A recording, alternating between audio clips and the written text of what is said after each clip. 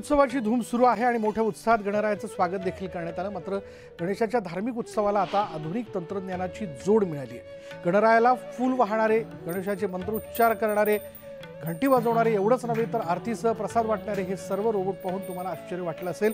वाटणारच, कारण आता सर्व पूजा विधीचं काम रोबोटने आपल्या हाती घेतलेलं आहे। अकोल्यातील ITS टेक्निकल लर्निंग केंद्रामध्ये श्री गणेशाची स्थापना करण्यात आली आहे।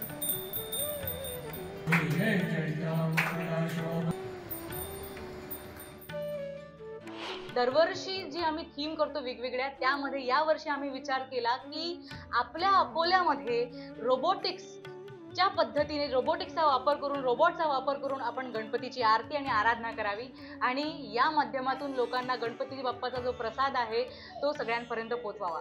असाच तंत्रज्ञानाचा प्रचार व्हावा। विद्येची देवता म्हणून गणरायाची सर्वत्र पूजा केली जाते आणि आज खरंच मला अकोल्यात जेव्हा ज्या ठिकाणी रोबोटच्या माध्यमातून विज्ञान तंत्रज्ञानाचा वापर करून गणेशाची आराधना केल्याचं जाणवलं, तेव्हा मला खूप आनंद झाला की बुद्धी आणि ज्ञान जे आहे ते अधिक आधुनिक असलं पाहिजे। आणि यानंतर इथे वेळ झाली का ब्रेकची। ब्रेक घेऊयात, पहा फक्त न्यूज 18 लोकमत।